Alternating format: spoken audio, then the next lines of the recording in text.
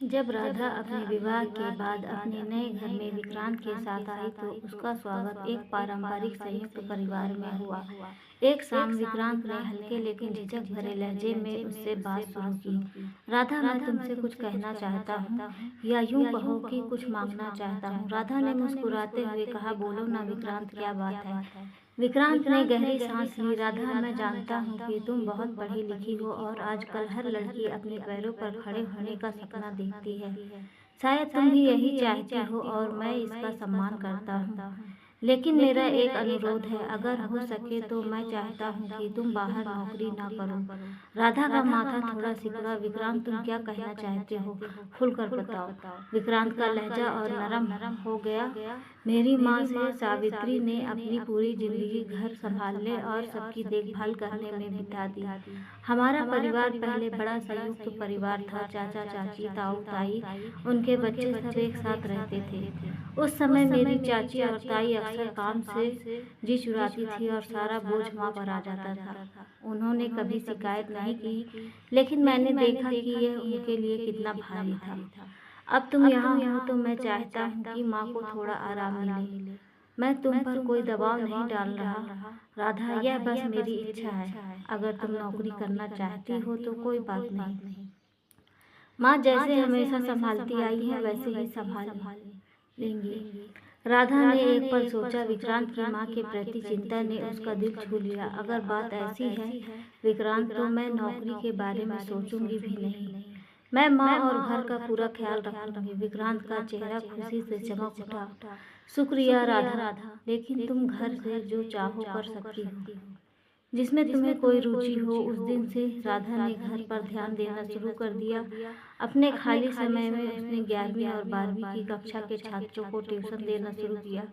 इससे होने वाली अतिरिक्त आय एक बोनस थी, लेकिन उसकी प्राथमिकता थी कि घर सुचारू रूप से चले। वह और सावित्री मिलकर काम करती थी और उनका रिश्ता हर साझा कार्य के साथ और मजबूत होता गया। जीवन आगे बढ़ा और जल्द ही विक्रांत के छोटे भाई अर्जुन ने घोषणा की कि वह अपनी प्रेमिका प्रिया से शादी करना चाहता है। सावित्री, जो शुरू में प्रेम विवाह को लेकर थोड़ी हिचकिचाई, अपने पति रमेश से इस बारे में बात करी। रमेश, अर्जुन प्रिया से शादी करना चाहता है, तुम्हारा क्या ख्याल है। रमेश, जो हमेशा व्यवहारिक रहते थे, जवाब दिया, बस लड़की ऐसी हो जो हमारे परिवार में घुल मिल जाए, जैसे राधा ने किया। मुझे कोई आपत्ति नहीं, चलो शादी की तैयारियां शुरू करो। अर्जुन और प्रिया की शादी धूमधाम से हुई और सावित्री को उम्मीद थी कि प्रिया भी राधा की तरह परिवार में आसानी से घुल मिल जाएगी। लेकिन प्रिया का रवैया बिल्कुल अलग था। पहले ही दिन से उसने घर के कामों में रुचि नहीं दिखाई। वह देर तक सोती, आराम से उठती और डाइनिंग टेबल पर बैठकर खाना तैयार होने की प्रतीक्षा करती। जब विक्रांत, अर्जुन और अब प्रिया को ऑफिस के लिए टिफिन की जरूरत पड़ती तो राधा और सावित्री बिना शिकायत के उसे तैयार करती। रात में प्रिया अपने कमरे में चली जाती और रसोई का सारा काम राधा और सावित्री पर छोड़ देती।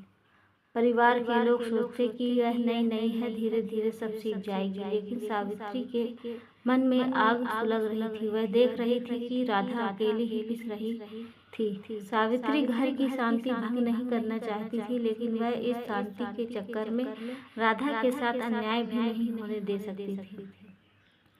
उसने सोचा कि वह खुद प्रिया से बात करेगी। जब भी सावित्री राधा को देखती उसे अपनी ही छवि दिखाई देती, जैसे वह खुद सालों तक कोल्हू के बैल की तरह पिसती रही थी। एक दिन सावित्री ने प्रिया को पुकारा, प्रिया बेटा, जरा मेरे कमरे में आओ। प्रिया आई और बोली, हाँ माँ, बोलिए ना, क्या बात है। सावित्री ने शांत स्वर में कहा, देखो प्रिया, हमारे घर में हम सब एक संयुक्त परिवार में रहते हैं। यहाँ हर किसी का कर्तव्य है कि मिलकर काम करें। सारा बोझ किसी एक पर डाल देना ठीक नहीं। तुम भी हाथ बटाना चाहिए। प्रिया ने तुरंत जवाब दिया, माँ मैं तो हाथ बटा रही हूँ ना, मैं ऑफिस जाकर बाहर का काम संभालती हूँ और राधा दी घर का। सावित्री ने समझाया, बेटा तुम नौकरी अपनी खुशी के लिए कर रही हो। राधा भी तुम जितनी पढ़ी लिखी है, लेकिन उसने घर की जिम्मेदारियों की वजह से नौकरी नहीं की। प्रिया ने हल्के से कहा, तो माँ एक काम वाली और रख लीजिए ना, पैसे मैं दे दूंगी। सावित्री ने जवाब दिया, बात पैसे की नहीं है, हमने शुरू से अपने हाथों से बना स्वादिष्ट खाना खाया है। प्रिया ने गुस्से में तिलमिलाते हुए कहा, ठीक है माँ, मैं आपकी बात पर ध्यान दूंगी, और वह अपने कमरे में चली गई। अर्जुन ने प्रिया से पूछा, क्या हुआ, तुम बहुत गुस्से में लग रही हो। प्रिया ने शिकायत की, अब तुम्हारे घर में मुझे ताने मिलने लगे हैं कि मैं काम नहीं करती। अर्जुन ने कहा, तो काम वाली रख लो ना। प्रिया ने जवाब दिया, मैंने भी यही कहा था, लेकिन माँ ने मना कर दिया। अर्जुन ने कहा, मैं माँ से बात करूंगा, तुम अपना मूड ठीक करो। हफ्ता बीत गया, लेकिन प्रिया ने सावित्री की बातों पर कोई ध्यान नहीं दिया। अर्जुन ने सावित्री से कहा, माँ, प्रिया कह रही थी कि आप उससे काम की वजह से नाराज हैं। सावित्री ने जवाब दिया, अर्जुन, मैं नाराज नहीं थी, मैंने प्यार से समझाया था कि सारा काम एक के कंधों पर नहीं होना चाहिए। अर्जुन ने कहा, माँ, तो एक दो काम वाली रख लीजिए। सावित्री ने कहा, तुम चिंता मत करो, मैं सब संभाल लूंगी। तभी राधा वहाँ आई और बोली, माँ छोड़िए ना, प्रिया अभी छोटी है। सावित्री ने जवाब दिया, बेटा यही गलती तो मैंने भी की थी, इसलिए सबने मेरा फायदा उठाया। मैं नहीं चाहती कि तुम्हारे साथ भी ऐसा हो। राधा ने कहा, माँ, इस तरह घर में कलह होगी और परिवार टूट जाएगा। लेकिन सावित्री ने राधा के लिए अपनी चुप्पी तोड़ दी थी। अब वह प्रिया को काम करने के लिए कहने लगी। एक रात सावित्री ने प्रिया को पुकारा, प्रिया, राधा को रोटी बनाने में मदद कर दो और सब्जी काट दो। प्रिया ने नाक मुंह चढ़ाकर कुछ दिन काम किया, फिर एक दिन चिढ़कर बोली, मुझसे नहीं होगा, मैंने तो कहा था काम वाली रख लीजिए। अब रोज की कलह शुरू हो गई। अर्जुन हमेशा प्रिया का पक्ष लेता है। एक दिन तो प्रिया ने अपना गुस्सा राधा पर उतार दिया और बोली, दी, मैं सब समझती हूँ, आप ही माँ को भड़काती हैं। राधा की आंखों से आंसू बहने लगे। सावित्री का गुस्सा सातवें आसमान पर पहुंच गया। उन्होंने कहा, प्रिया, तुम गलत सोच रही हो। राधा ने मुझे कभी कुछ नहीं कहा, लेकिन मैं जिस चक्की में जीवन भर पिसती आई, उसमें राधा को नहीं पिसने दूंगी। अगर तुम्हें लगता है कि बिना किसी की मदद के तुम ठीक कर रही हो, तो तुम अर्जुन को लेकर अलग रहने जा सकती हो। प्रिया ने तुरंत अर्जुन को पुकारा, अर्जुन देखो, हमें तो घर से निकाला जा रहा है। अर्जुन ने सावित्री से कहा, मैं प्रिया का अपमान बर्दाश्त नहीं करूंगा। अगले कुछ दिनों में अर्जुन ने रहने के लिए नया मकान ढूंढ लिया और अर्जुन को जाते समय राधा ने रोकने की कोशिश की। उसने कहा, प्रिया प्लीज मत जाओ, हम मिलकर रहेंगे। प्रिया ने जवाब दिया, नहीं दी, जहाँ शांति नहीं वहाँ रहने से क्या फायदा। इतना कहकर वह अर्जुन के साथ चली गई। सावित्री टूटते परिवार को देखती रही। रमेश चुप थे, मानो यह औरतों का आपसी मामला हो। प्रिया अलग तो चली गई, लेकिन अब घर की सारी जिम्मेदारी उस पर आ गई। दूध, सब्जी, अनाज, सब कुछ उसे ही देखना पड़ता। पहले यह सब राधा संभाल लेती थी। प्रिया ने कुछ दिन शौक में यह सब किया, लेकिन जल्द ही उसे परेशानी होने लगी। काम वाली ढंग से काम नहीं करती थी और उस घर पर भी नजर रखनी पड़ती थी। खाना बनाने वाली के हाथ का खाना न अर्जुन को भाता था, न प्रिया को। सावित्री और राधा के हाथ का स्वादिष्ट खाना उन्हें हर वक्त याद आता। अर्जुन को अपने परिवार की जुदाई बहुत खल रही थी। प्रिया भी कहाँ खुश थी। एक दिन अर्जुन ने कहा, प्रिया, यह तो बहुत मुश्किल हो रहा है, काश तुमने थोड़ा सा समझ लिया होता। माँ तो बस थोड़ी मदद की बात कर रही थी। प्रिया ने तपाक से जवाब दिया, तुम भी तो थे ना वहाँ, मुझे अकेले को दोष क्यों दे रहे हो। अब दोनों के बीच झगड़े शुरू हो गए। इस बीच प्रिया गर्भवती हो गई। उसने अपनी माँ को बुला लिया। कुछ दिनों के लिए आई, लेकिन 15 दिन बाद अपने घर चली गई। अर्जुन कई बार शाम को सावित्री के पास आकर रात का खाना खाने लगा। जब उसने सावित्री को बताया कि प्रिया गर्भवती है, तो पूरे घर में खुशी की लहर दौड़ गई। सावित्री ने कहा, वहाँ उसका ख्याल रखने वाला कोई नहीं है। अगर तुम दोनों चाहो तो यहाँ आकर रह सकते हो। अर्जुन कोई जवाब न दे पाया। घर जाकर उसने प्रिया से पूछा, प्रिया, क्या हम वापस घर चले। प्रिया ने कहा, यह क्या बोल रहे हो, अब इस तरह जाने से क्या हमारी इज्जत बचेगी। मैं तैयार नहीं हूँ।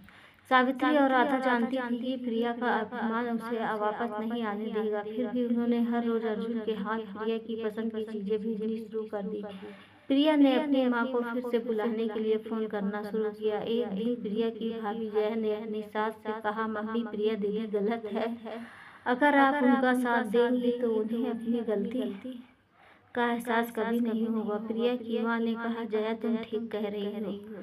लोग कहेंगे कि माँ ने अच्छे संस्कार नहीं दिए।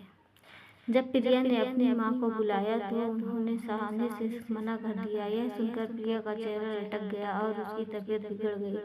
अर्जुन ने सावित्री से कहा, माँ प्रिया बीमार है। सावित्री ने जवाब दिया, अर्जुन उसे लेकर यहाँ आ जाओ, हम उसका पूरा ख्याल रखेंगे। अर्जुन ने प्रिया से कहा, माँ कह रही थी कि कुछ दिन वहाँ चलकर आराम कर लो। तुम्हें क्या लगता है हम दोनों अकेले रह लेंगे? माँ पूरी जिम्मेदारी लेने को तैयार है। अर्जुन के समझाने पर प्रिया मान गई और 15 दिनों के लिए वे घर आ गए। तभी बहुत खुश थे। सावित्री राधा प्रिया का बहुत ख्याल रखती थी। प्रिया हैरान थी कि उसकी गलतियों के बावजूद वे उसका इतना ध्यान रख रहे थे। एक दिन उसने राधा से कहा, दी थैंक यू, आप लोग मेरे लिए इतना कर रहे हैं। राधा ने कहा, तुम एक दूसरे का ख्याल नहीं रखेंगे तो और कौन रखेगा? अब अच्छा महसूस कर रही थी। 15 दिन बाद वह वापस अपने घर चली गई। बीच बीच में हर रविवार को अर्जुन और प्रिया सावित्री के पास आने लगे। 9 महीने बाद प्रिया ने एक बेटे को जन्म दिया। 15 दिन के लिए उसकी माँ मीना भी आई। मीना के जाने के बाद सावित्री ने प्रिया को फिर से अपने घर बुला लिया ताकि देखभाल में कोई कमी न रहे। बच्चा धीरे धीरे 3 महीने का हो गया। एक दिन प्रिया ने सावित्री से कहा, माँ अब मैं संभाल सकती हूँ, मुझे जाना चाहिए। सावित्री ने कहा, प्रिया यह घर तुम्हारा है, तुम जब चाहो यहाँ रह सकती हो, कभी संकोच मत करना। प्रिया ने जवाब दिया, माँ मैं जानती हूँ। प्रिया और अर्जुन अपने घर चले गए। अब प्रिया का ऑफिस शुरू हो गया। वह बच्चे को ऑफिस जाते समय ससुराल में छोड़कर जाती। सावित्री और राधा बच्चे का पूरा ख्याल रखती। धीरे धीरे सावित्री और राधा भी काफी जिम्मेदारी आ गई। एक दिन प्रिया ऑफिस से सीधे अपनी माँ के घर गई।